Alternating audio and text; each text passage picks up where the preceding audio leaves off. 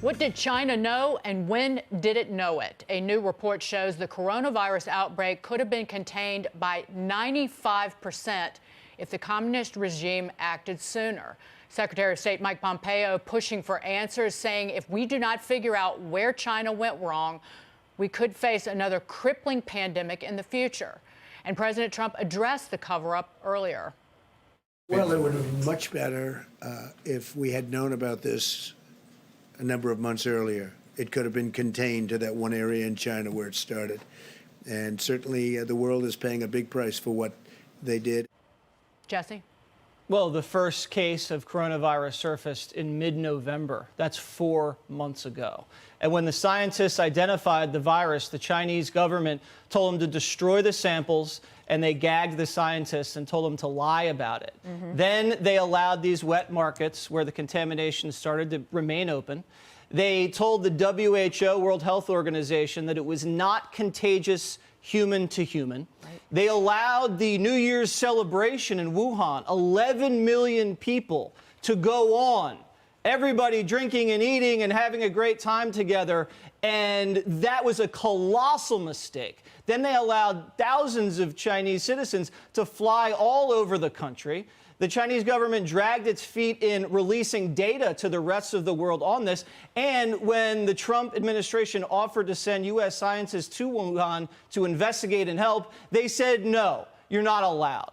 So now when they say, oh, the U.S. military, they were the ones that planted the virus in Wuhan, and they say we're going to withhold drugs from the United States during the pandemic, that's just crazy. And the fact that the president calls it the Chinese virus, he just wants to make sure that there's a little accountability and truth to what happened. Juan? Jesse, I think you're misreading the room. It's supposed to be a happy show today.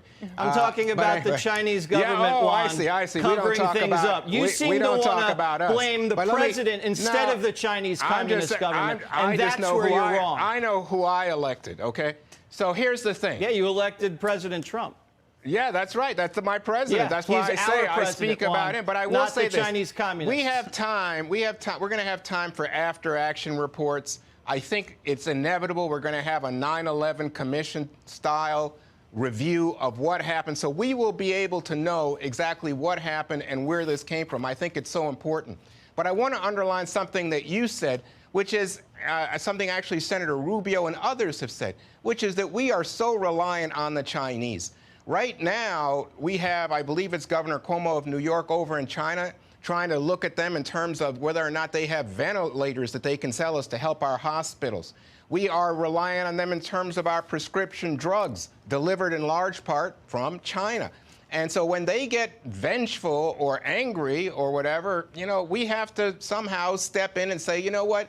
This is too much. We can come back and make some of these things in the United States. Right. Now, I understand it's going to be a higher cost. Well, I agree, Juan. I agree. And that's actually what President Trump's tried to do over the last 3 years, is extricate ourselves from our reliance on China as a manufacturing hub. But, Greg, what do you say?